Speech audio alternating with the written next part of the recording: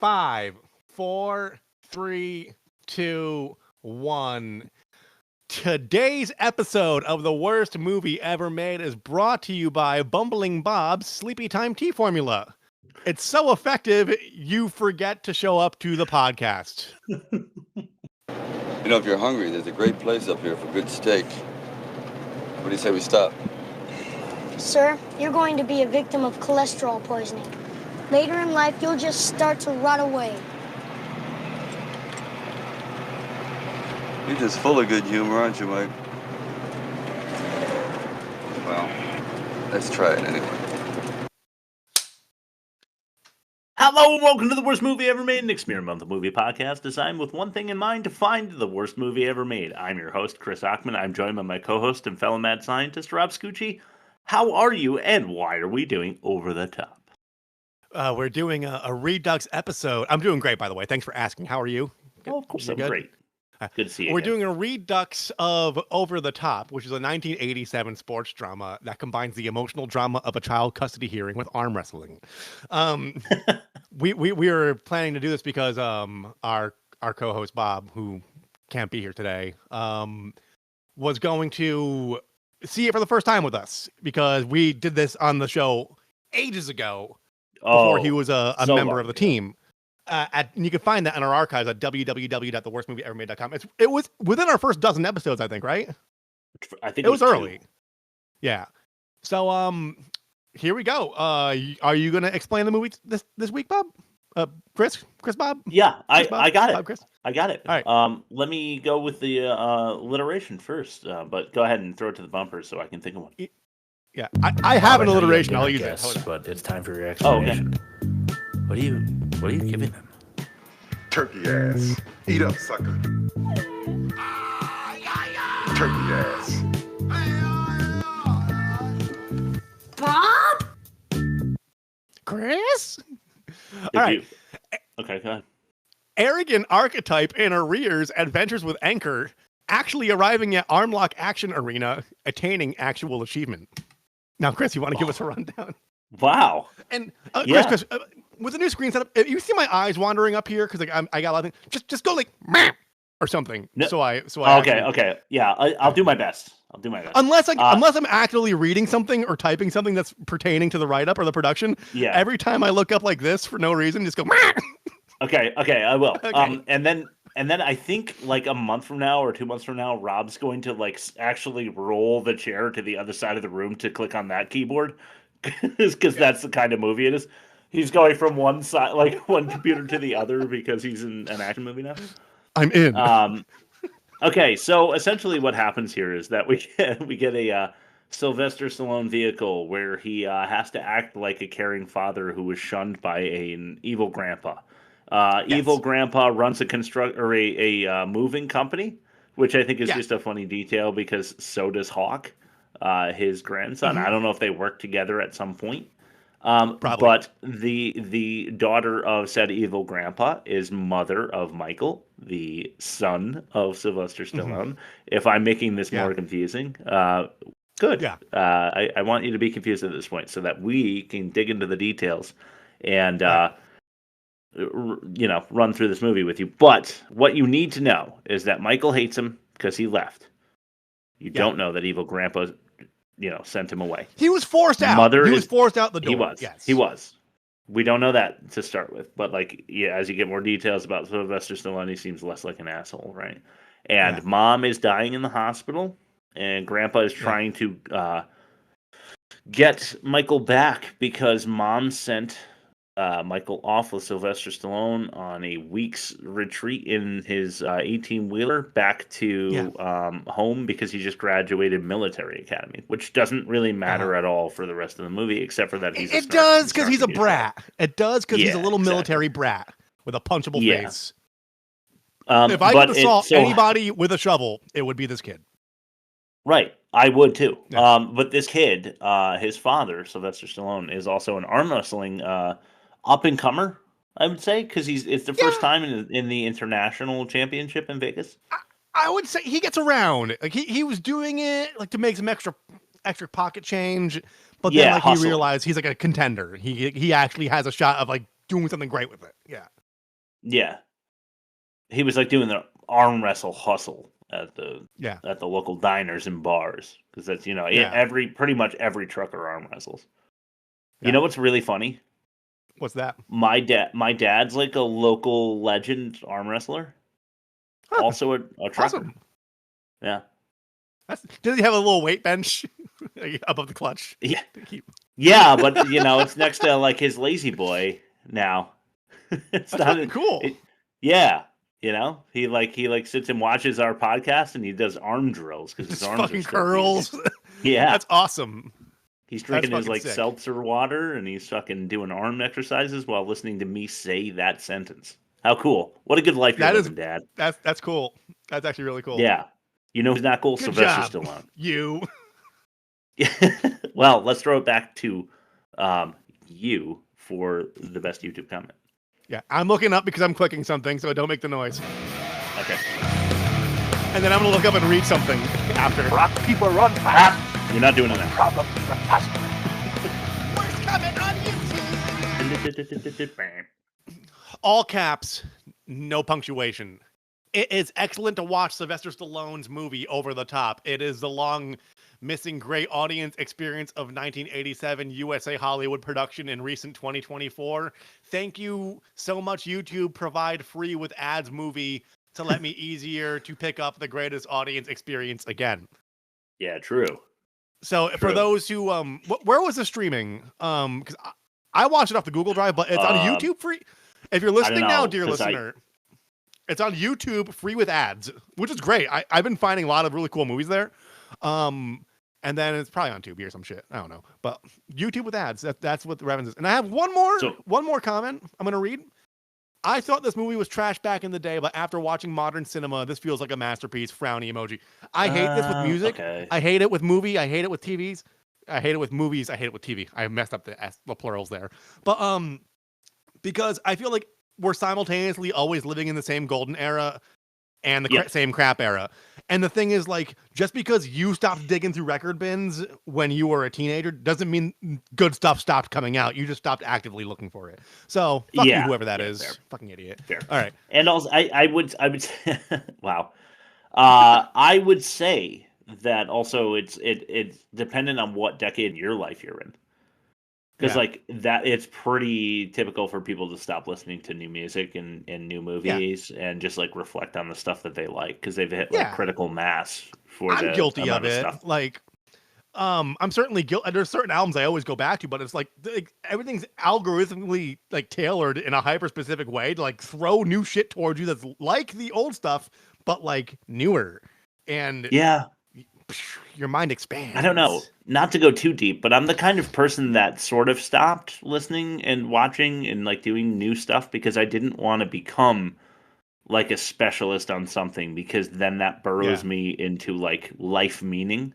And I don't want to have any specific life meaning because they're all like not good enough for me, you know? Spoiler alert. Instead I'll be passionate about nothing and die way sadder than all those people that really enjoyed something. You want to hear something really upsetting? That nothing is the meaning. That nothing that you enjoy is the meaning of life. This is all pointless. So full circle, baby. All right, you want to go into word production? I mean, that made me feel a little better. Yeah, let's do it. Yeah. Nihilism is actually optimism if you think about it. And that makes you the queen of porn. It's the worst production. All right. Reminders. Reminders? Okay. Yeah. Okay. So okay. Nothing drives me crazier than when a movie wants you to remember something detail about a movie, and this one is just like chock full of, hey, remember Grandpa's evil. We only have 20 seconds to remind you that he's evil, so we're gonna throw it to him to like argue about some legal documentation. We're gonna throw it back to him to like show him boarding his plane looking pissed off and too tan. You know, We're gonna, Yep. and then they're like, he's actually a good dad. We're gonna remind you because we're gonna tell you that like he said he sent letters, and by now we know he is a good dad. We're gonna have him. Meanwhile, Robert Lowe's just got like a comically large mail sack that he's like hiding under the crawl space with a letter. Yeah, for real. By the way, no, we can't do it. I was going to talk about the stack of letters we do see, but we'll just remind me that I said that I want to talk about it when we get there because I don't want to ruin it yet. In your constant reminder thing, does this have to do with double eliminations as well? Yeah. I noticed the clip list you sent me, and there's quite a few. And as I was quality checking the clips before that, they also mentioned it several times. Yeah, that's right. But yeah, the most egregious of which we will get into. But the thing that is funniest about this movie, the reason that you and I bonded over this movie, the reason it was the second movie we ever did on a podcast, it's probably the seventh or something. I'm just misremembering. But the reason we wanted Bob in on this to watch it and laugh with us is because of the double elimination reminders. But I'll say no more. Yeah, I will say no more. Yeah, it's because like they have a truck driver arm wrestling father-son bonding movie. Like they have to remind those guys a lot. Yeah, they have to remind their primary demographic. You know what I think happened? I'm not the fact or no fact guy. I try not to research this stuff, even though I've seen this movie like a dozen times at this point. They probably did a test screening, and then when he lost the first time in the third act, and they're like, he beat Smasher earlier. He can't lose now. And then they're just like, exactly. And then they had like a day of reshoots where that guy was like, just a reminder, this is a double elimination. Don't do it, Rob. Leave it. All right. Leave it alone. All right, you got it. Leave that thing alone. All right. Let's throw to the piece by piece of shit. Yeah, I hope I have a second chance on this. Like, hopefully, I have like some sort of double thing to redeem myself. Anywho. Yeah. Well, you lost this round, but good news. Hey, you do.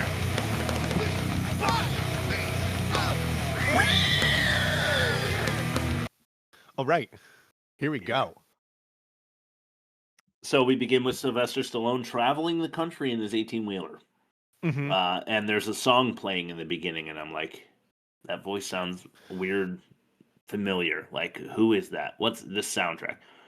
The one where, like, we'll meet halfway through the sky. I was like, God, I know that voice. But anyway, don't know who it is. Splashed into Stallone washing his truck. He's, like, on the side of the road, washing down his truck, like gearing up. What's the name of that armor stuff? It's like black and orange that guys spray. Armor all, right?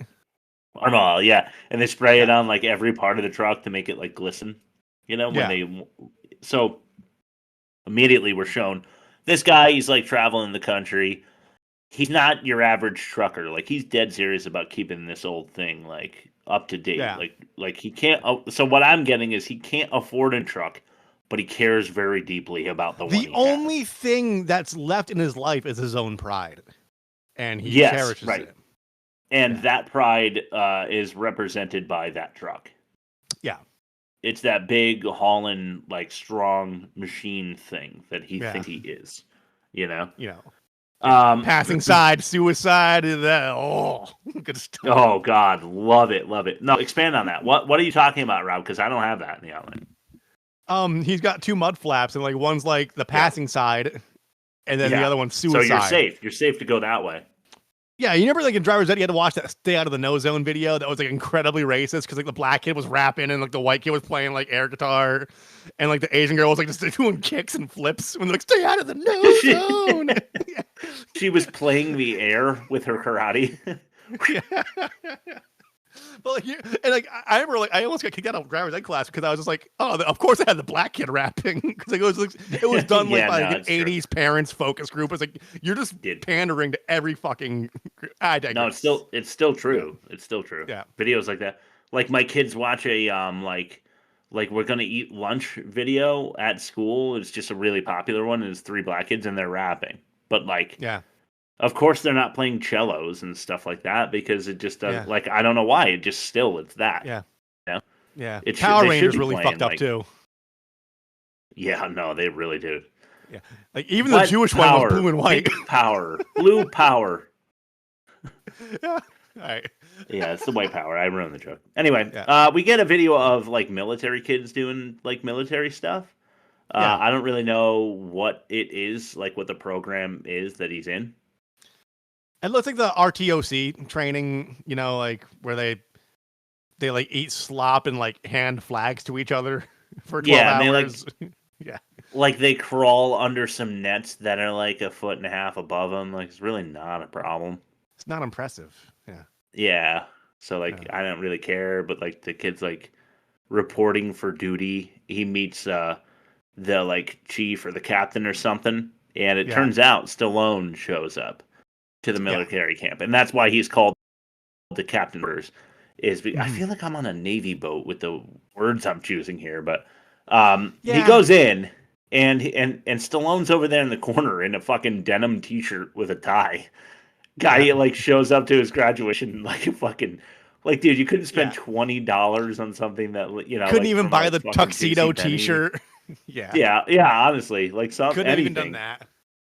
But anyway, he's there to drive Michael home. We find out it's mom's orders that Michael be driven home by his estranged father. We'll get more details on their split later, but so we're gonna throw it to a clip about that very episode I just described, and this one's called Papa Pickup.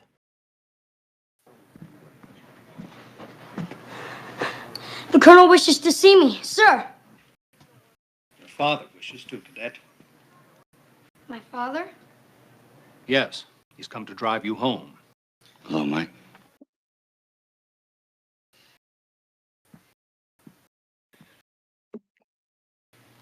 I don't have a father, sir. This is your father, Michael. Oof. Oh, burn. Sir, my grandfather has instructed me to go home with no one besides himself or my mother. Your mother has legal custody over you, Cutler, not your grandfather. And it is her request that your father bring you home. Sir, may I ask a question? Of course. May I see some identification on this man, sir? That's not called for, Cadet. It's okay. What a little piece of shit. I mean, he's not shit. wrong. Valid. He's never seen his dad. So like, you know, as I watch this more, I do kind of warm up to the kid a little bit because like, imagine you're 12 and you're told like your dad's a piece of shit from your grandfather every day. Yeah. And your that's the guy that like showed up all the time. And like, he has his own warped way of protecting him, but also it's like, he has a right to know, you know? So it's like, true. And well, this kid at this point, guarded. Yeah. Like, me too. But like this kid doesn't even realize that he gets to like climb into like a cool like big rig either. Like he thinks he's just gonna get into a sedan and like drive across the country in that. Yeah. Like I'd be more excited about getting into a car with my dad if it was like 18-wheeler, you know? Because like what kid gets to go in that thing, you know? Exactly. It's fucking cool. This one right here, I got to do that. Yeah. I told you earlier, my dad like a truck driver. With your fucking lap pulled down, yeah. We listened to Metallica the entire day he was training. To, like, dude, that's fucking drive the big one. Yeah. So it was Ride Metallica. Lightning, Master Puppets, Blackout. There was a Metallica marathon in like 99.1 or something. Oh, yeah. Oh, it was sick. Yeah, it was like all day Metallica. I was like, I can't believe it, Dad. New we lucked out. We lucked out, man. So anyway, the plan is to drive that tool bag home over the course of like 3 days or something. Stallone hopes Bond, the son does not. And that leads us to another clip.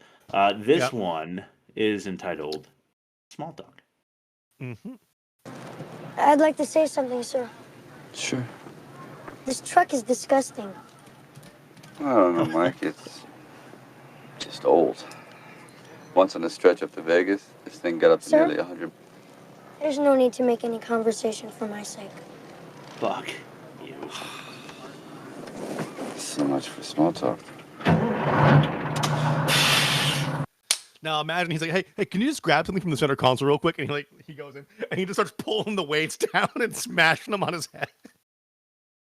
I was gonna say, like he's like, "Sir, can I say something?" He's like, "Yeah, go ahead." And he's like, "This place is disgusting." And then they look down, and there's like a couple of rats, like one that bit Nicolas Cage in the hand in a station wagon. The rat. And then like a whole bunch of like McDonald's wrappers and shit. Yeah. He's like, "I don't know, it's just old, man." Yeah. It's like a deflated blow up doll, like by his feet. Just dripping with crusties. Ew. Come crusties. Yeah. That's disgusting. Anyway, Mhm. Mike decides that he wants to commit fucking suicide, and he runs across the highway. Stallone grabs him, and in my opinion, a funny scene because Mike literally runs across the highway. Doesn't he just throws caution to the wind and runs across 4 lanes, and their cars swerving, calling the kid an asshole and stuff like that. And then Stallone runs after him, coming out of this old pickup, old 18-wheeler truck, you know, the old semi or whatever, and grabs this child who is fleeing across the highway. Stopped to consider that he might be getting kidnapped or something. Might have been it's like this disgusting old truck, and this kid's fleeing from it. It's one of those things where intention and execution never lie. Like our kids are past the age where they recklessly become a slave to their impulses. So Atticus would jump off the couch, he just fucking rocket. I don't know. And both my kids do. If you're just you through my window and you see me just grabbing the kid by the collar and yanking him, it's you get it. Yeah, it's a knee jerk reflex, so your kid doesn't split their head open on the coffee table and they're not hurt and they're happy and they're fun. But from an outside perspective, you just choked your kid out. I was yeah, but if I didn't intervene, it would have been much worse. We'd be at the hospital, you know? I know. I put him in the headlock. I took him to the ground and gently, just knocked him out. but that's better. Yeah, he would fly, and I'd just be I'd be like, whoop, just grab him. And it's dude, I'm yanking that kid's collar pretty hard, but the alternative is much worse. Dude, I did that too. Happening here. I did that to Ryan O'Hara in middle school. He was trying to cut me in lunch line, and he was flying by, and I just grabbed his shirt and fucking yanked him backwards, and he went flying backwards, dude. And then he got up he was always a dick to me before that, and then after that he was my best friend. It was funny how that worked out, funny. You know. Yeah. Anyway,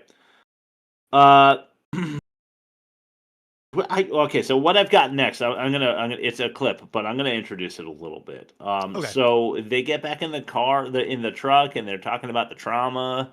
I guess it's a very rough, choppy way to discuss the fact that he doesn't want to be in the semi truck with his dad. Yeah. After he tries to commit suicide on the highway. And Stallone is you know what'll make this all better is if I take this kid to a fucking truck stop.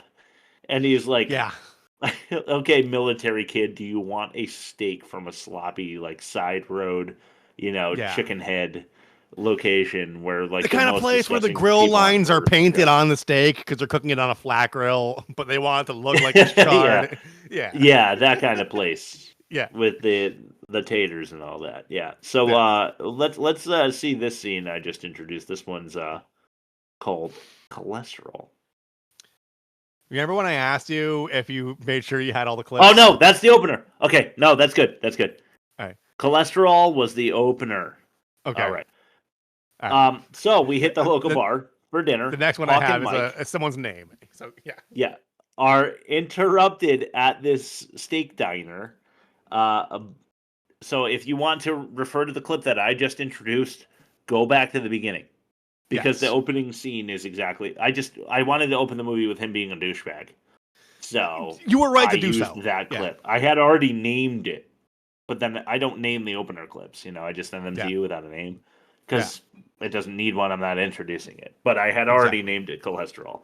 And then I sent it to you. Anyway, that's how the show works, everybody. You want to see how the sausage gets made? Well, head to this...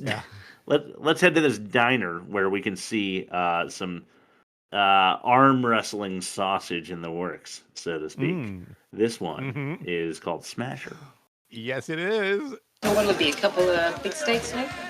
For me, Michael, have chicken. Bird, sure. No, excuse me. For a man who exercises, you don't know much about nutrition. A fried chicken dinner with mashed potatoes and gravy contains about 1,000 calories and 50% fat. These fats have been linked to heart disease and some cancer. So what would you like? Tuna salad, whole wheat toast, and spring water with lemon, please. Okay. Double that. I'm just flipping off the invisible clip whenever it's a kid. Well, we can go to McDonald's. Yeah, for real. You Hawk? Oh wow, you did that. That's so real. I said, are you Hawk? What can I do for you? I'm the Smasher. It's a nice name. And all I've been hearing on the road lately is this Hawk is a man to beat. Can't believe everything you hear. I don't believe anything. I got 1,000 that says I can tear your arm off. You want it? Yeah. Go on. He's trying to back out. I said, you want it? Why not? All right, let's get this table ready. Let's go. Come on. I want to show this guy something. Come on, break his... This is why everybody needs to listen to movies and watch TV with headphones occasionally, because they're talking. It's here that one guy. Come on, Smasher. You're going to get him. You're going to make him lick it up, Smash. I love how Smasher is like, he's like, you believe me. And Smasher's like, I don't believe anything. Yeah. Well, pretty sure you do. Like, yeah. You believe that there's a chance this guy might arm wrestle you. You believe that you're in a diner. You believe that you just had a steak dinner, right? Like, your entire belief system led you to approaching this man who you don't know, whose name you know, whose legend you heard about. I don't believe his name. Now you're inserting yourself. Yeah, so like you have some sort of belief system. Otherwise, you just do nothing. Back to earlier conversation. Yeah. So Mike accuses Hawk of hustling Smasher after he demolishes him, which I think is really funny because like that, that's to accuse him of somehow egging Smasher on into the arm wrestling. Because like, you don't hustle somebody unless you're the instigator. Yeah, exactly. I watched my cousin Shane hustle somebody in pool once because he was really good, and we were like in our late teens. We were at this this club like a nightclub but for like teens because they don't have alcohol, And he was playing pool and he like approached this guy and he was like, "You want to play a game for like $50?" And the guy was like, "Oh yeah, I got you." And then like he let the guy beat him and then he was like, "I'll play you again for 100." Like acted like he was pissed off about the loss, Yeah. But he lost decisively, and then he like just took the guy Cleaned apart. house. Yeah. And then like had $100 or whatever. It was probably $10. Yeah. We were like one 14. time at Smiles, Probably 10. I lost $5. Smiles, which was Milford. It used to be Milford Amusement Center. It's the arcade. Yeah. And right, the with pool the big hall. mouth. And I lost $5 because someone hustled me and I was really dumb. And he was like, "I bet you $5 I could roll this cue ball underneath the cue stick that's like propped against the table," which is like an inch off the table, right? And I was like, no way. I thought he was gonna do like put some English on it and like spin it real fast. And it was he just rolled the ball under the table and then took my $5 because he wasn't. It was one of those word plays. He's right. Yeah. But we never explained. I never thought to discuss rules because I'm not a pool. Yeah, no, it has to stay on the table. Yeah, we didn't go over semantics, and that's like, well, you're not wrong, and that was your game all along. So fool me once, sir. Yeah, fool me once, shame on me. Fool me twice, don't fool me twice. Fool me twice, can't fool me again. Anyway, yeah, Hawk, he like side hustles by you like beating dudes in arm wrestling. Good for him. So we meet Bull, the villain of the movie. Well, not really, actually. He's like another arm wrestler, right? And he wants to arm wrestle Hawk after Hawk's victory over Smasher. So the guy who's like a 5-year undefeated international arm wrestling champion in Las Vegas is at the same diner that just Hawk so happens upon. I need a cadaver ear. I need 50 gallons of PCP I need 2 18-wheel trucks. Well, wouldn't you know? We We have have all the- that stuff right. And a toe with pink toenail polish. Yeah, by 3 p.m. So plot yeah, armor. Bull is just like gigantic dude that would just like Yeah. completely rip Stallone's arm off. I'm sorry, I'm just saying Yeah. it now. This dude is Yeah. like 6'8", like 400 pounds. Would just absolutely fucking destroy Stallone in an arm wrestling match. If they're both skilled arm wrestlers, then forget it. The size is they'd be in different weight classes. They wouldn't even compete. Insurmountable. Yeah. Not a thing. Yeah. Can't happen. Yeah. So Mike so I'll end. So Bull is like, I want to arm wrestle you right now, and Hawk is like, I just got rid of a smasher. My arm hurts or whatever. I'm not going to arm wrestle you now. Are you kidding me? Yeah. Like, I just took a guy out, which is really funny considering what they all accomplish later in the movie. Yeah. By arm wrestling multiple competitors, multiple to say the rounds in least. rapid succession. Yeah. To say the very least. But yeah, so he just got rid of Smasher, so he doesn't want to go against Bull. He says, let's save it for Vegas, right? So Bull's like, your dad's a pussy, Mike. Mike and Hawk get back into the semi-truck, and they do the buddy cop like fight over the radio routine. Yeah. This is something we've established like on the pod as a trope. Yeah. The two guys like argue when they're not really they're not comfortable with each other. It's just a good like setting. Like when they're starting to bond, they're gonna argue over music. A little bit rock and roll. A little bit rock and roll, yeah. So as we said, Mike's grandpa doesn't want him to travel the country with Hawk, so he's got his security detail tracking down the pair.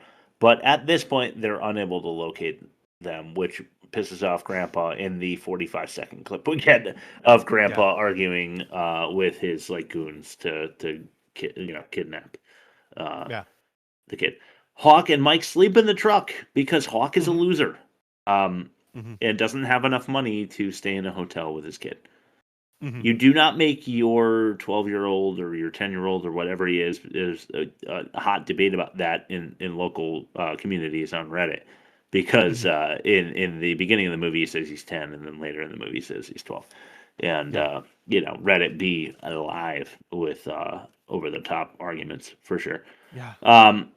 So the wake-up and workout routine that happens is like the most 80s thing that you could possibly see.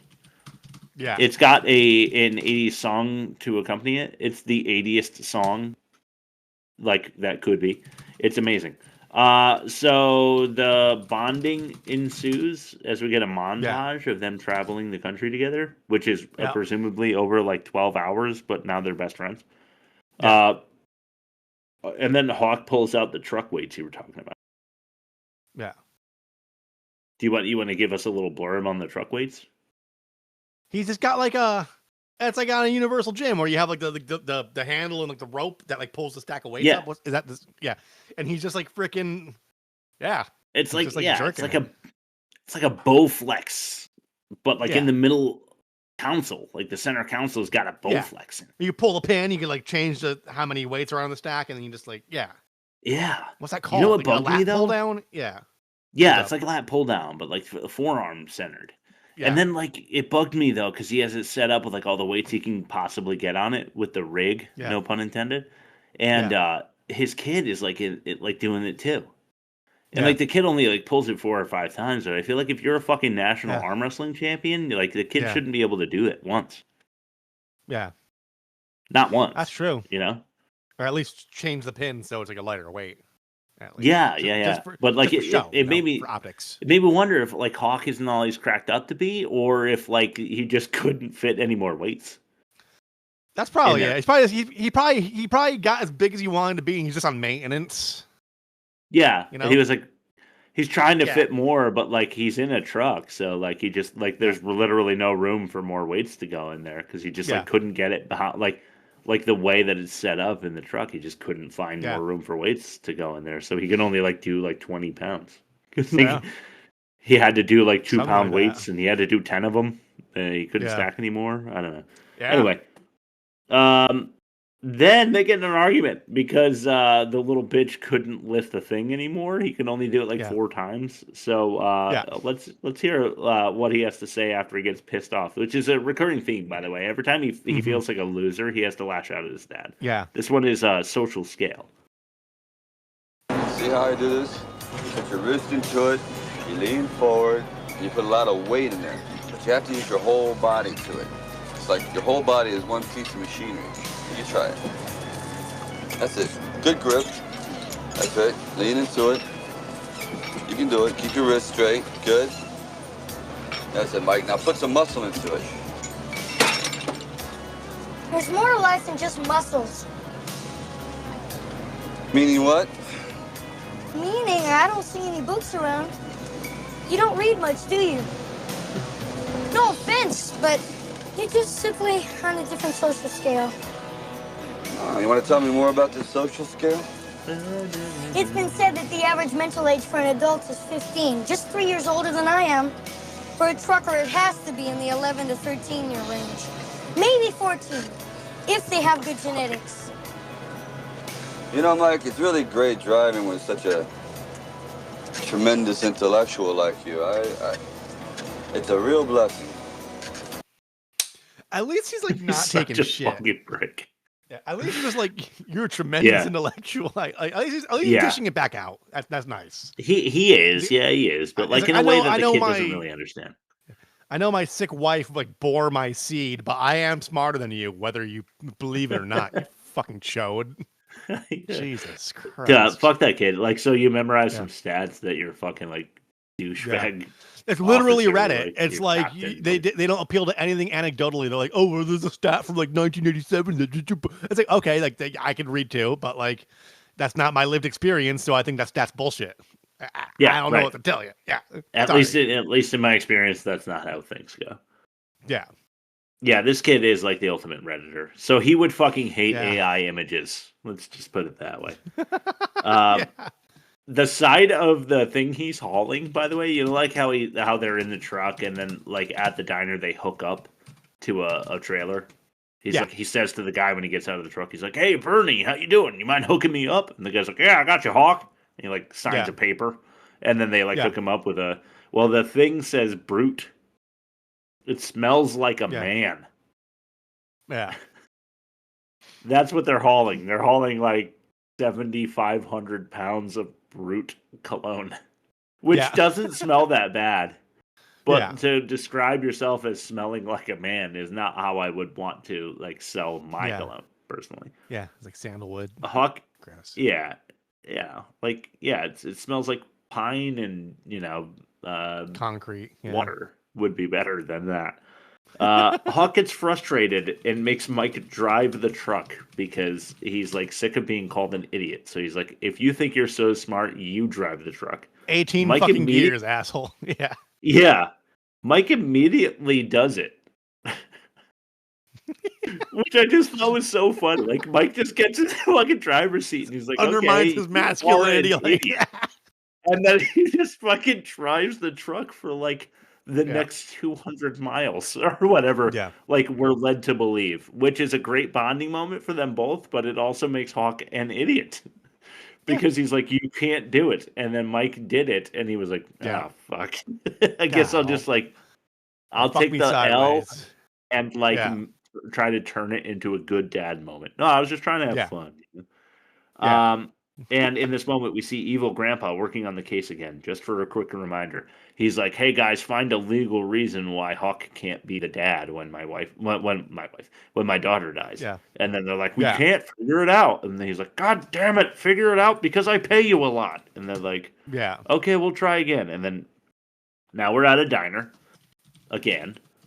This time, Mike and Hawk are leaving after breakfast when Hawk makes Mike arm wrestle a total loser punk like pinball kid.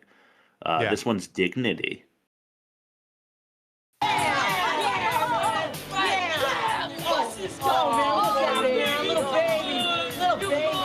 But it's been 10 out of 10. Yeah, man, whatever.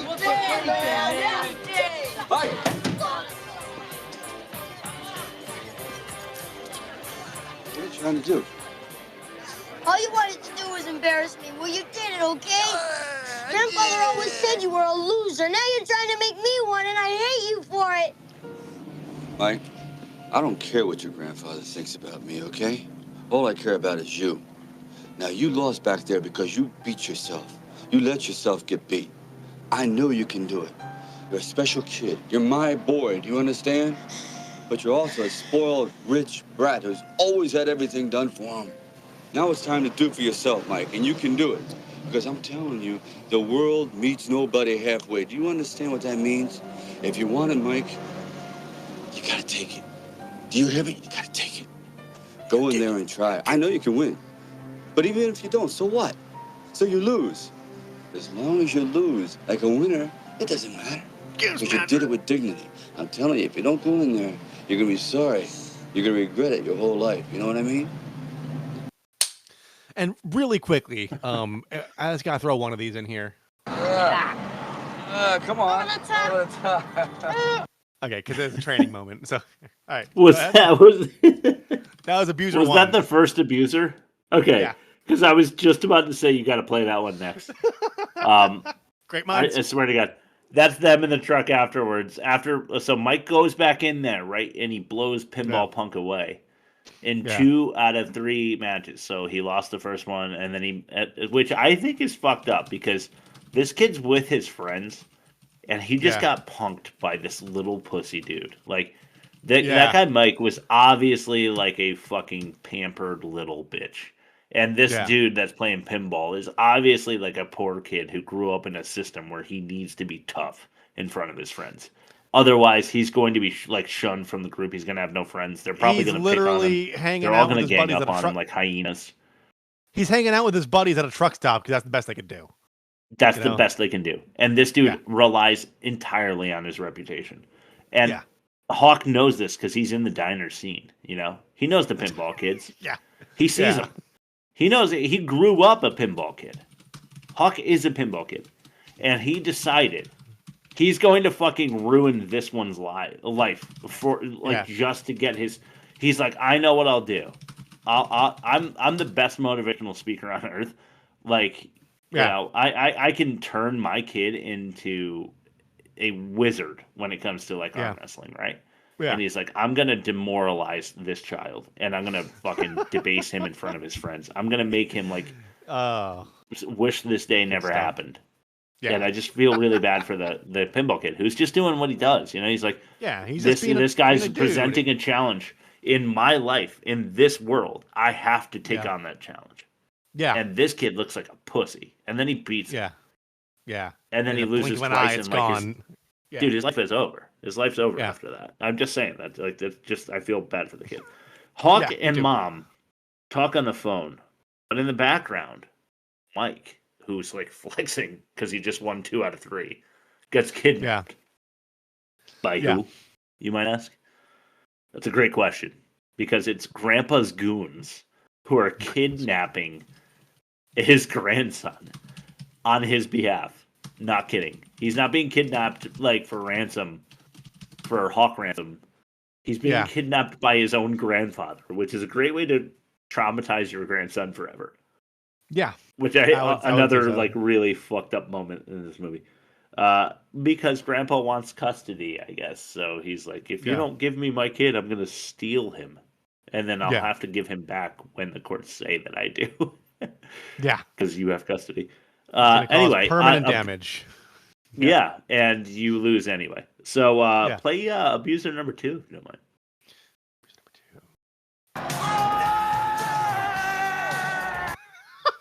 Okay.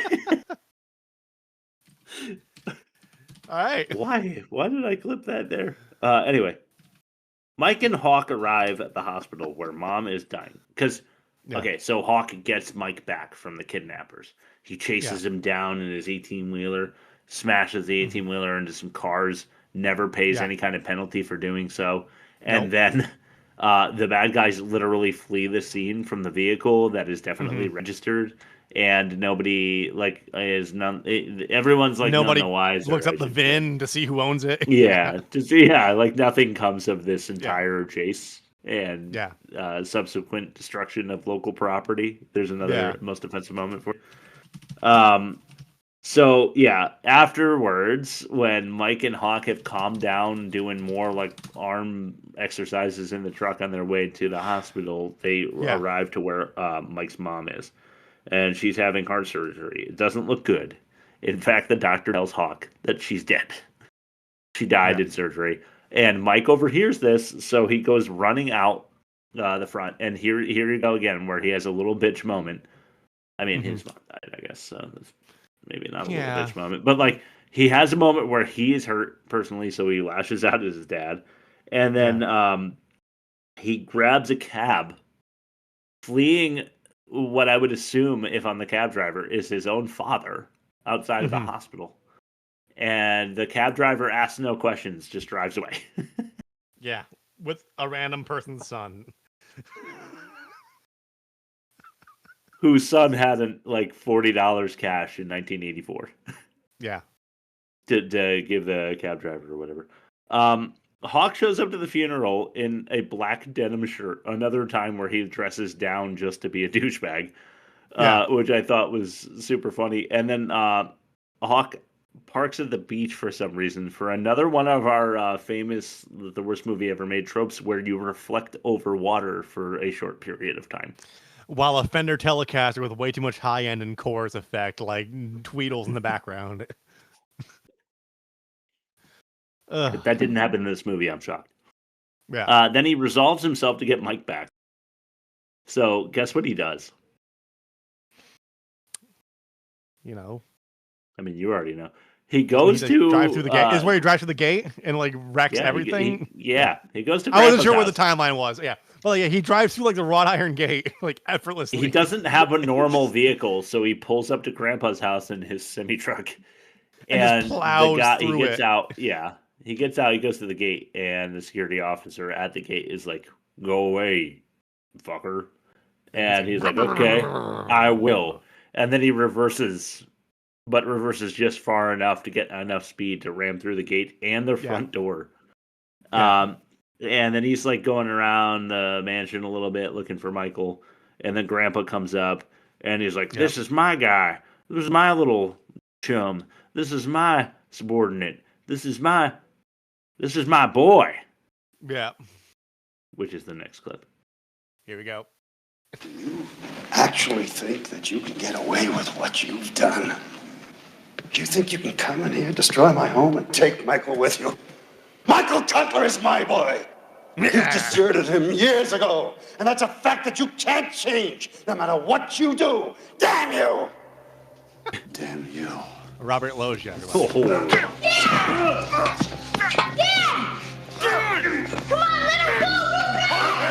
let him go! Come on, let him go! Go to your room. Dad! You go to your room. Come on, Go to your room now. Go! Let him go. Keep his arms behind him. There's no blood reason. Keep his arms behind him. So they wanted the gripping emotional connection between father and son there, where the son is like, Dad, don't be taken away by the police. But he finally calls him Dad for the first time, not sir. Yep. Yeah. And then we get the moment immediately following where Michael goes to him in jail and says, "I'm not coming with you. I'd rather stay with Grandpa." Yeah. I mean, it's immediately after he says to him, like, "Dad, don't arrest my dad." We have this bond, this inseparable bond that we formed, like, on the road together, but he's got, like, an in-ground pool. Yeah. Bed every morning for me.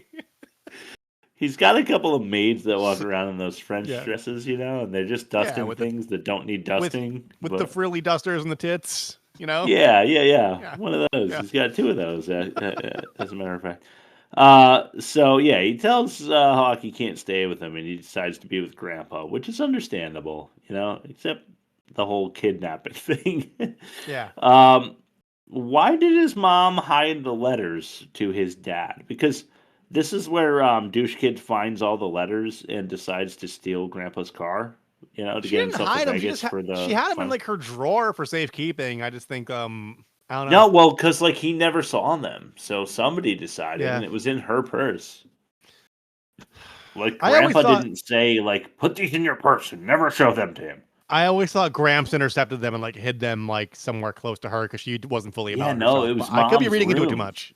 It was Yeah. Mom's room in like the bottom right drawer of like some dresser somewhere, and he found Yeah. like a black purse that was like it Just housed like maybe a 50, 60 letter bundle, which I thought was not befitting the number of letters that Hawk had said he had written. Yeah. I think like over the span of a 12-year-old life cycle, 50 cycles. Yeah. You write more than 50 letters. Yeah. Anyway, I just didn't think it was enough letters. Anyway, Yeah. meanwhile in Vegas, where Michael is now driving, Hawk bet $7,000 on himself at 20-1 odds. That's $140,000 payoff. What I want to know is how he got 20-1 odds in a 500 competitor competition. But I guess we'll talk a little bit more about that when it's more prudent. Yeah. We also get this board with all the competitors that they're showing, which is about 30 or so. I counted 36 competitors on that tournament list, which is interesting for reasons that we will get into soon. The announcer announces that Japan, France, Italy, Switzerland, they're all parcel for this arm wrestling competition, where we get into our first of the announcer clips. Yeah, I believe and I think so. I called this one "Don't Forget the Women." Is that true? You did. Okay. One reminder, once again, this is a double elimination competition. You have to lose twice to be out. In other words, if you lose once, you still have one more chance. Okay, the preliminary round is That's how that this works. morning, and the men's finals tonight. And don't forget the women. They're competing for $50,000 in prize money. And Don't forget the women. They had to have had test screenings about the whole double elimination. They had to have. I don't know. I think they just assumed that their audience. They just was knew a their bunch of audience. fucking morons. Yeah. Yeah. Like guys that would be entertained by this movie are very dumb.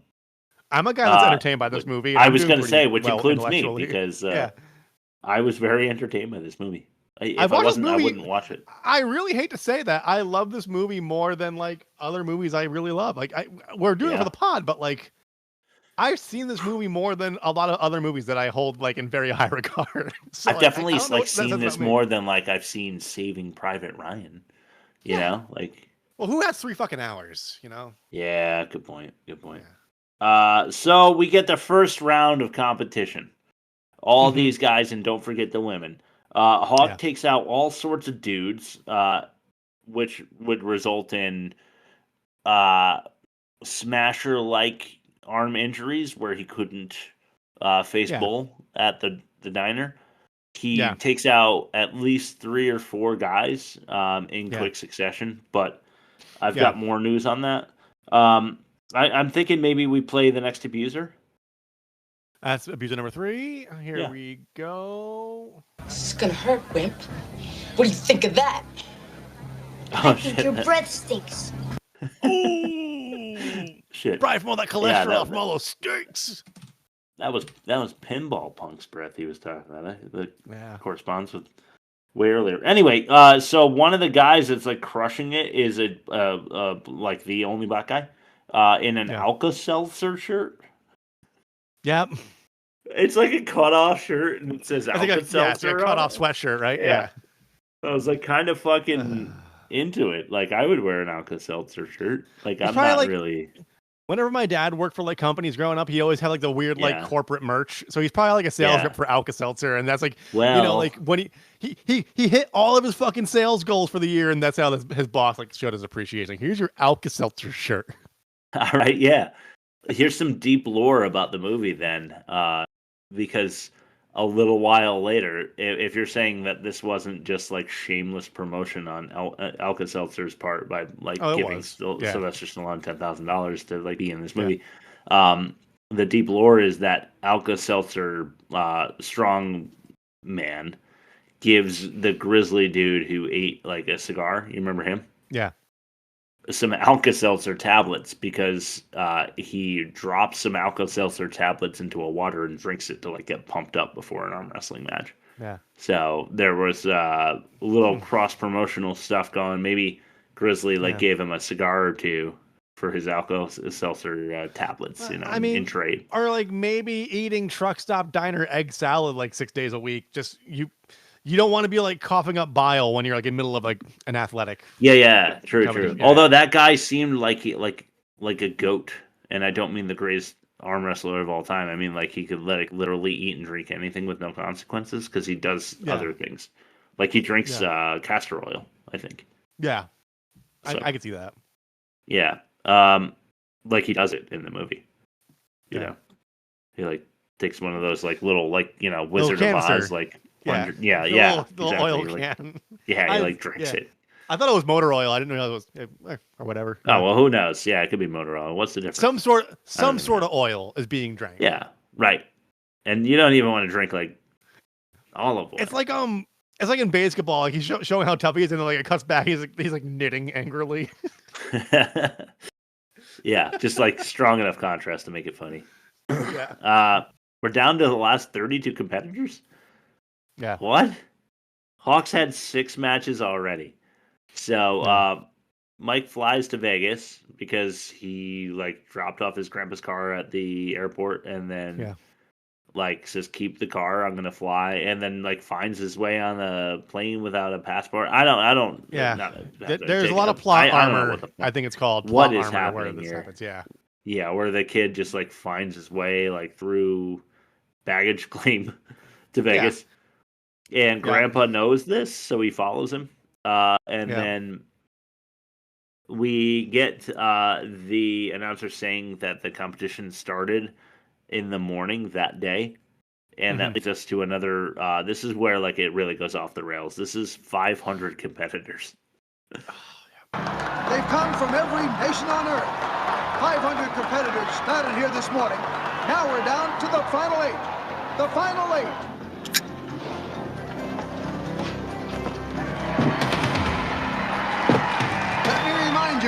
Let me remind you, please. This is a double elimination competition. If you lose twice, you're out. Double elimination competition.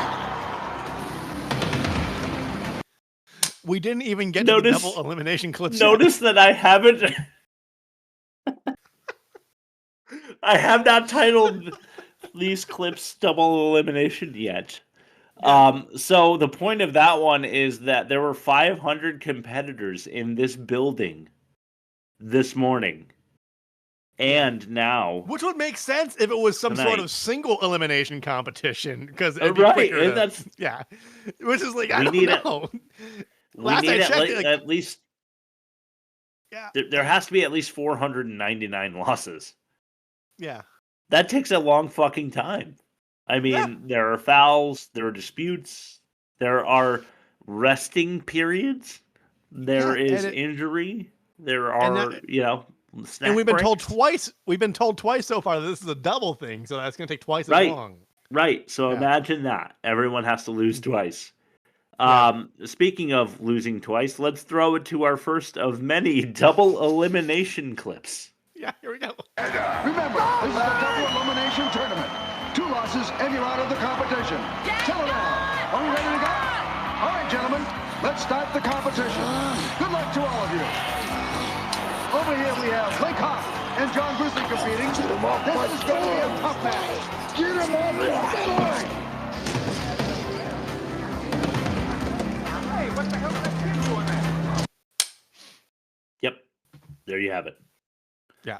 Hawk then gets eliminated by Grizzly. Oh my God, that's awful. Except for one thing. Yeah. It's actually a double elimination tournament. Meaning that Hawk needs to lose twice to be out. Wasn't sure Chris, caught that. what you're saying is really confusing to me. Can we just play the clip to clarify? Yeah. What do you think of Double Elimination 2 as that clip? Yeah, let's go ahead. I'm a little fuzzy on the rules, so let's just go ahead. Let's do Double John Elimination 2. Grizzly is our winner. Grizzly has won again. And the newcomer, Lincoln Hawk, has lost his first finals match. Remember, ladies and gentlemen, please remember, this is a double elimination. Each of these semi-finalists have another chance. You have to lose twice to be out of the competition. All right. Okay. Yeah. That brings us back to our worst production right there. Yeah. He's literally eliminated after the fourth reminder that it's a double elimination. And they have to remind us that it's double elimination because the people watching this were scared that the movie was over. Because he lost. With that dissatisfying ending. Yeah. That Michael never makes it to the airport. Yeah. That the movie just ends here. In their head, they're just like, oh, yeah, because he was talking about losing with dignity. That was actually foreshadowing. And that's what's going to happen right here. You're giving too much credit, I think. Yeah. Also, by the way, when he's eliminated for the first time of 2, Hawk is injured because he also has to have an injury to his wrestling arm. Yeah. In order to make his well, let's not spoil it. Anyway, Yeah. Terry Funk of Wrestling Legend, not kidding, the wrestler, comes to get Hawk for Grandpa. Gramps wants a word with him. So Gramps offers to buy Hawk out of Michael's life. Yeah. He says, here's an 18-wheeler because I'm in the moving industry. Yeah. It says like Cutler Moving or something. And he's like, that's the best in the industry. You can't get a better 18-wheeler than that. And then $500,000. He's like, I'll also give you $500,000. But Hawk refuses, even though he already signed custody away. So he after Mike in the police department said, I don't want to be with you, I want to be with Grandpa. Apparently Hawk signed some documentation that said, okay, you can be with Grandpa forever. Yeah. So Grandpa's like got custody.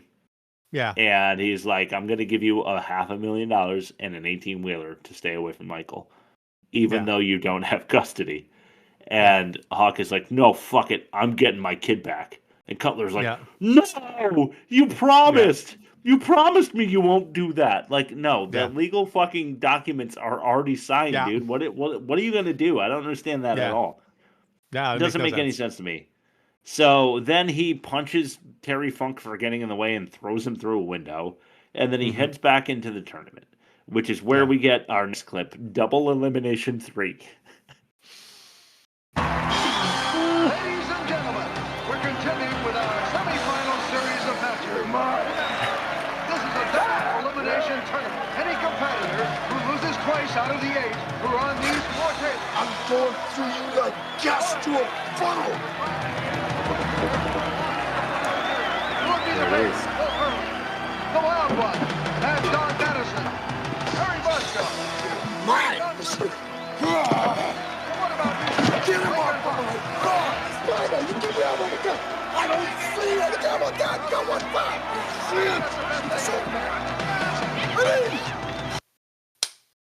Going through you like gas through a funnel. Just to make it more trucker, like a knife through butter. Yeah. So yeah, there you have that. That's the I don't know, 5th or 6th reminder that you, the audience, have heard about the double elimination tournament.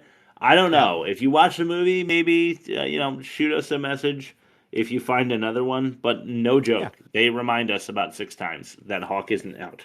Because if there's a 7th time we're not aware of, you can email us at www.theworstmovieevermade.com. Click the envelope, it'll open up Outlook Express or Gmail or whatever you use, and then you can email We'd us. love to hear from you.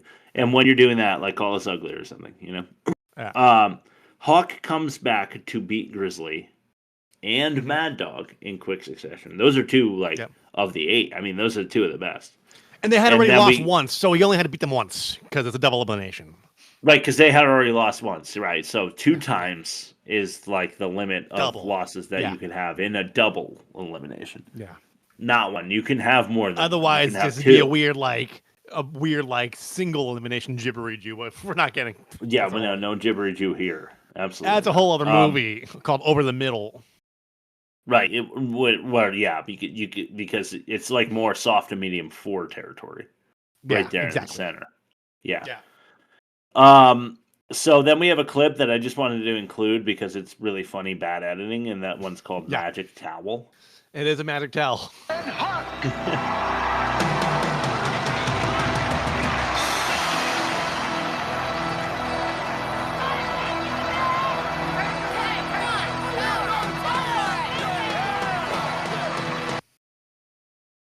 Yeah, so because it's on his belt loop, and then yeah.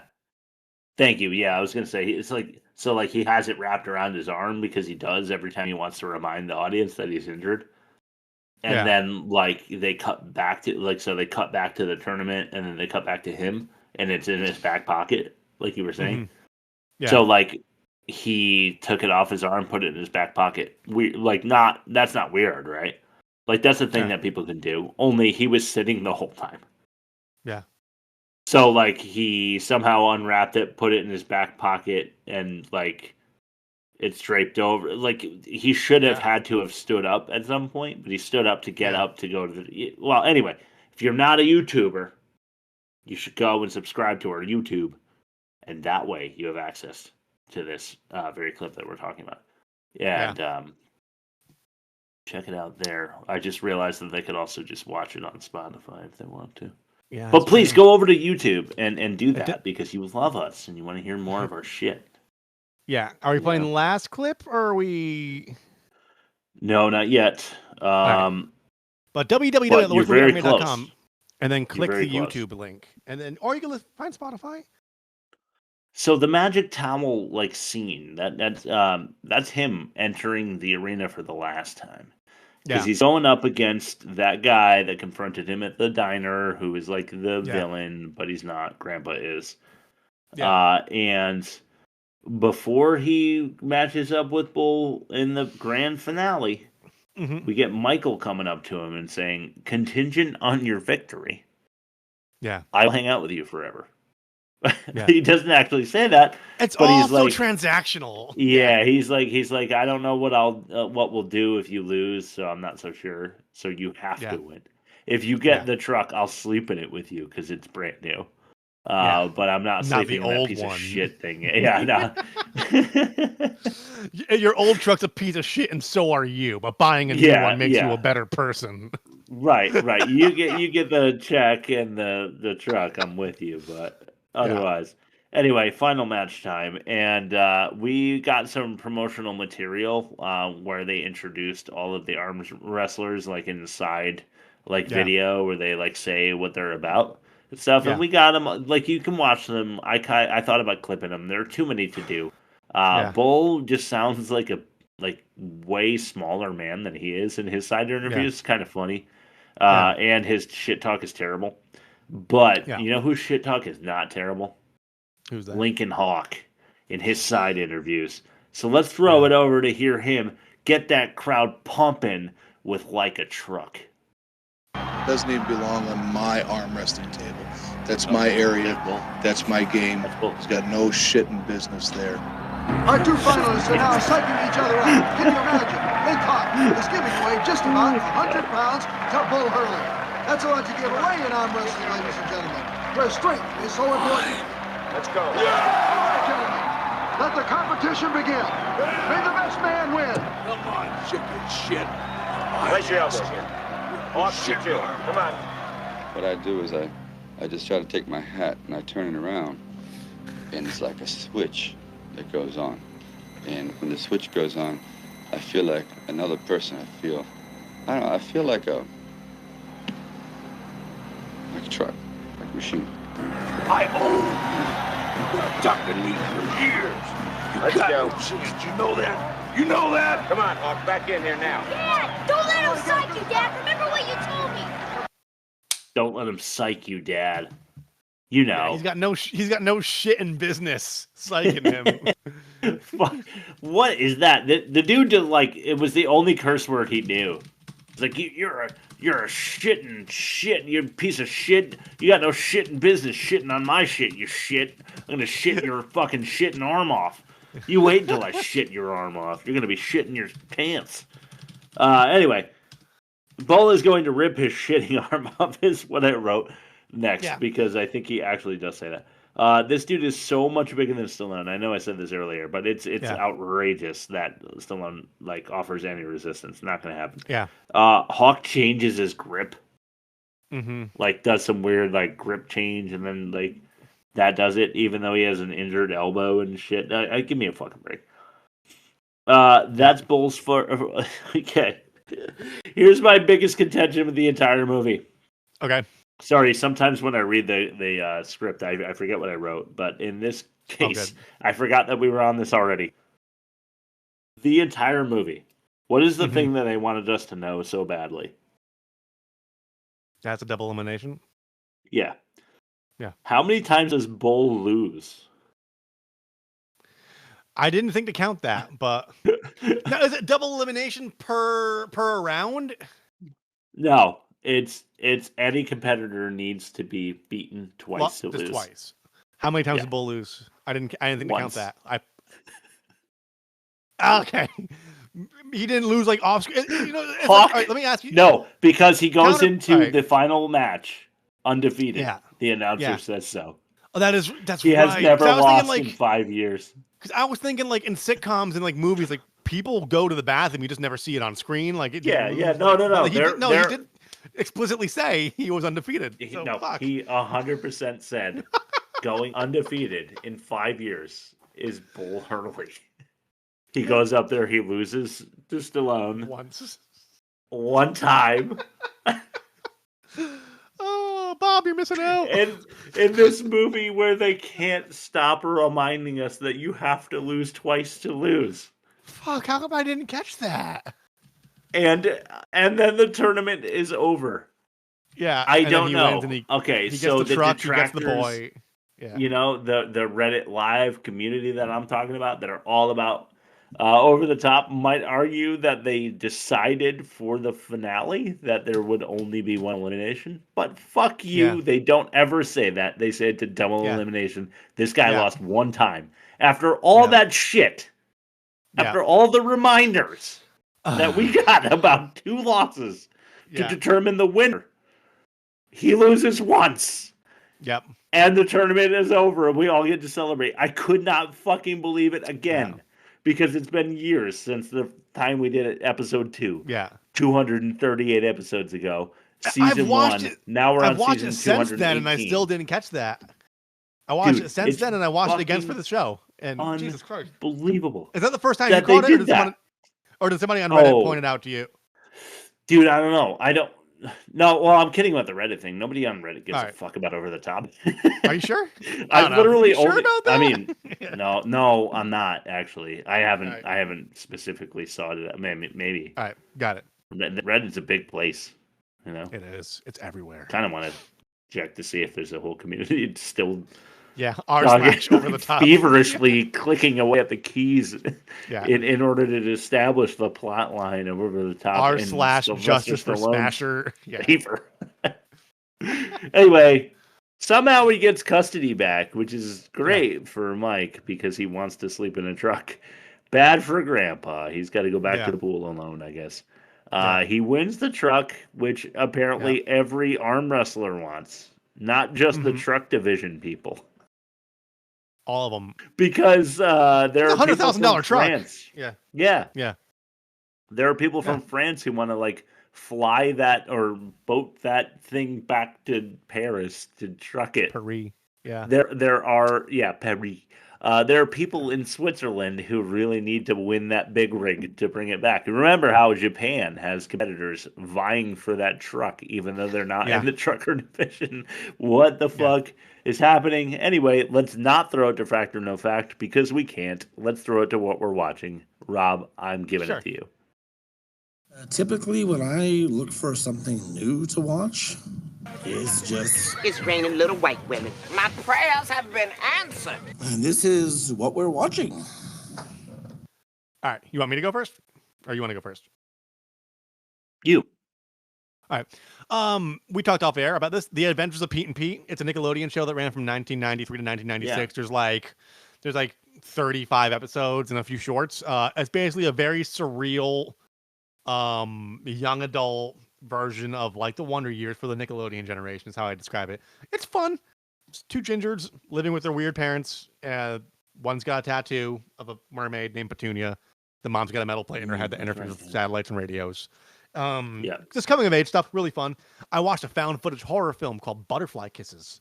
You love and those. it's about it's a great movie. It deconstructs the genre. A guy finds a bunch of tapes allegedly in his in-laws' basement that says "Don't watch," and those tapes are of two film students who are trying to solve like an urban legend. It's like a Bloody Mary type. There's a guy called Peeping Tom, and like legend has it, if you stare down this tunnel for an hour without blinking, he appears, and every time you blink, he gets closer. So they use a camera as a proxy because no one could do it that long. Okay. So they have him butterfly kiss the camera lens, basically. Okay, so it's like you ever seen the clip of Ninja Kitty? No. The guy like goes behind the wall and then he comes back and the cat is like a foot closer. Yeah, and it's oh my god, it's amazing. Yeah. So that happens, and the problem is like the kids that made the tape, like they made other movies that finds out, but the guy making the tape of their tapes is like he's kind of like banking on the thing being a success. So the real battle is like he's taking a film that's within the film and like trying to sell it. Yeah. But also he's trying to like lie to himself that they're real. And there's evidence on both sides, like because the tapes he found were from 2004 and it's like the technology for editing at home wasn't great, but there's lots of weird shit that's inexplicable in the tapes. So it's like it's an unraveling. It's really cool. So you don't know the whole time. You're like, I can't really. It's open. Tell. It's left even open ended upon its conclusion. Like that's not even a spoiler. It's like it's an ambiguous film that deconstructs the found footage genre, and there's ways to interpret it either way, whether it's real or not, or open ended. I'm taking the open ended approach, but go ahead. You know the like Monsters of the Mountain or whatever that show is that like Mountain Monsters, way more. Yeah. Yeah. Fucking love that show. Yeah. So like you're into like cryptozoology a little bit. Yeah. Have you heard of like the peekaboo creatures? No, I have not. So like you're out in the woods and then all of a sudden you see this like dark shadow that looks like it's leaning out from behind a tree. Okay. And then you're like, oh fuck, like that's really terrifying. And like you pull out your camera and you get footage of it. But then like literally no one ever sees this footage because like those things don't exist, but like those are the stories. Well, like I saw a like cryptozoology like video of a guy who actually encountered one. Mm-hmm. And it's probably AI. But it's pretty fucking good and it scared the shit out of me today. Yeah. Like because he's like, oh god damn it, oh fuck. And like gets his camera on the thing, like focused on the thing, and it's like 100 meters from him, like, and it's clearly like peeking out from behind a tree, but it's just like black shadow looking shit, and you can't really tell what it is, and it's just still. Right. Huh. And then it goes behind the tree. Fascinating. And then you're like, oh my god, oh gross, like when it moves, you know? Yeah. Anyway, I watched nothing good. I watched Beauty and the Beast with my kids, which I shouldn't say nothing good because that the animated movie is really good. And then it led me down like a rabbit hole about like how like the people like transform like back from teacups into like humans, and I thought about how like all the children in the cupboard that were sleeping who were teacups like become fully formed human children, and then they're all like trapped in a cupboard. You know, and I posted it to Reddit, and then they were all mad at me for using an AI image, and that was the takeaway. And then I watched Beast Game. Beast Game Season 2 is out, and it just doesn't have the same flair as the first season. So I think he got in a lot of legal trouble after the first season when he basically made Hunger Games a thing. Yeah, he probably did. Yeah, but it was wildly successful. They were like, try again with less legal problems. Yeah, with less withholding inhalers from people who have asthma during the competition. Right. Exactly. Yeah. Yeah. He's like telling a bunch of bulimic women like if they don't eat and throw up on camera, like that they're not going to win the $2 million or whatever. Yeah. Anyway, let's throw to bad credit names. Yeah, and we're going a little long, so I'm just gonna. Yeah, I'm gonna just try to. Frank Stallone. Sylvester Stallone, William Skinner, Giorgio Moroder, Midge Ogle, Magic Schwartz, and Yoram Globus.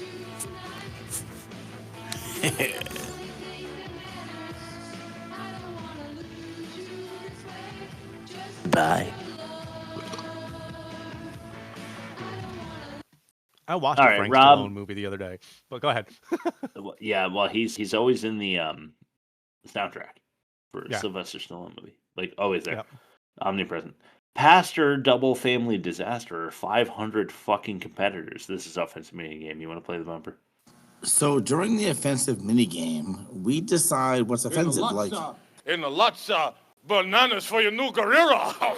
Rock people run fast, but problem even faster.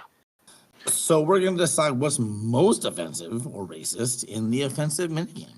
All right. So you said what? Pastor microwave bomb or 500 contestants? Pastor double family disaster or 500 competitors. Because that's not possible at all. I'm just gonna go with the double family disaster because that's marital infidelity and like fucking up some kids like father figure aspect, whereas the other one's just like bad writing. Yeah. Preachy hobo scheme or punking pinball punk. Punking pinball punk. It's the way you eloquently spelled it out. Like that kid's life is pretty much ruined. Well, It's I guess over. they're kind of ruined in the other movie too, but like who cares? So they're adults. Yeah. They should know better, you know. So it's a tie. I would think you would think that Hawk would be able to see a little further than that. Grandpa Goons grabbing grandson or metal meal microwave. The kidnapping. Most kids put something metal in the microwave, and we know based on the YouTube series that it's not going to be a huge explosion. I know they meant for it within the film's fiction to be like a massive thing, but like I'd say kidnapping your grandchild is going to cause more damage to their life than Agreed. like microwaving. That's some drama, food. man. Yeah. That's fucking rough. Yeah. All right. Let's see, because I failed to write down the. Oh, I know what it is. It's attempting to be Tyler Perry. Okay. Yeah. I'm just going right into the second. I feel like I need to speed this along. Let's do a movie comparison. Yeah. Oh yeah. We also have to compare the something to that. In the lots, bananas for your new gorilla. All right, movie comparison. Faster or over the top production. Okay. Is it attempting to be Tyler Perry or Reminders? I want to go Reminders. Just because like they remind you and then they fuck up the one thing they were supposed to remind you about that you brought to our attention today. The entire movie, that's worse. They annoy you with that shit, and then they fail to. They completely screw the pooch on the 1 yard line or 99 yard line, whatever yard line you're supposed to fuck up on. Yeah, they do. Yeah. Okay, offensive. We already figured out was over the top because it was over the top. Yep. The dialogue is probably Pastor. Yeah. Acting's Pastor. Okay, so it comes down to demerits. And what do you have for over the top? You tell me. Just military brat, asshole kid, loser, who I hate. What's his name? Michael. Okay. David Mendenhall. That's the demerit. All right, hold on. Give it to me again. David Mendenhall. Menden. So Menden Hall. Yeah. Okay. Is that worse than Birdemic sound design? No. Sound design always takes me out of the movie. Pregnant by the Pastor needs to be the worst because gun to head rule. We both know that we've watched. We both watched Over the Top collectively over 100 times. So like clearly it passes the gun test. Oh my god! Yeah, you're right. No, that's too true. All right. Too true. Okay, I'm gonna say, why don't you plug us and throw it back to me for my last word. Yeah, you can go to www.theworstmovieevermade.com and all the things are there. Instagram, Spotify, TikTok, Apple Podcasts, Google Play, YouTube, email. It's all there at www.theworstmovieevermade.com. And you'll occasionally see all three of us there. Chris? What are we watching next week? Favorite mouth spot. That's your last word? Yeah, that's my last word. Favorite mouth spot. Favorite mouth spot. Okay. And what won the poll? It was Hulk. So, did it? I don't know. I don't have it Did in front of me. Okay, I can pull it up. It had a healthy lead last time I checked. You're faster with technology, though. Okay, let's go So, here. worst movie of the season is Pregnant by the Pastor. What is the movie we're heading into for next week? It's Hulk. Oh, Hulk. yes. Uninvited and Pass Through are tied for 27. Hulk has 45. Dude, I've been trying to get this one through for 14, 18 seasons. I don't know. And what year is this one? 2003. It's critical that you do not say 2008. Yeah, it's pre-MCU. Yes. So 2 hours and 18 minutes. Fuck you. Dude, you're gonna be so happy you watch this. You've never seen it. I mean, if I did, it was when it came out and I didn't actively watch it. It's fucking hilarious, dude. My aunt, who actually is an avid listener of the pod, I think, or at least was. Hey, sis, if you're listening, she took me out of school to go see this movie in 2003. Yeah. I was like a freshman. That was a bad year for you, because that's when Saint Anger came out too, right? Saint Anger. Man, 2003 was worse than 2001, and 2001 had 9/11. Like, this is fucking terrible. Yeah, no, I agree. That at least that was just one awful thing. Yeah, Saint Anger and Hulk. That's like two 9/11s right there. Wow. Yeah, at least. Yeah. But you're gonna see this movie, and then you're gonna think about it for the rest of your natural life. Okay. Just so you know. Cool. I cannot wait until you see Sam Elliott in this fucking movie. He's like a military bigwig. He's like a commander, or he's like a general or an admiral or something, and he has a lot of sway. And Sam Elliott actually can't do that. He would seem like the guy that could, but he can't. I can't wait for you to watch this. It's not in his DNA. No, right. You know what is in his DNA? What's that? A little bit of gamma radiation. Ooh, yeah. Thanks to his close contact with Eric Bana. Yeah. Let's throw it over to our thanks section. Thank you, Shay, Schmay, JK, Midge McKay, Slow Drip, Joanne, Jeff, Dustin, and Kayla, I guess. Rob, why don't you send us out? Bye, Jelly. All right, guys. Classic theme song. See you next week.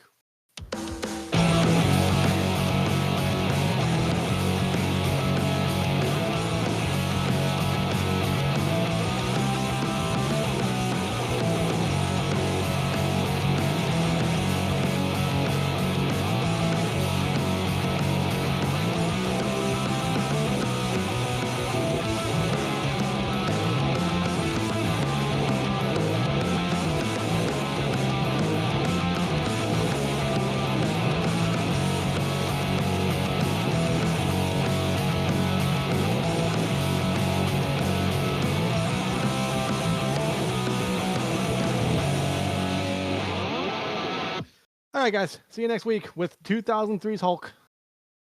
Bye, Jelly Scoo.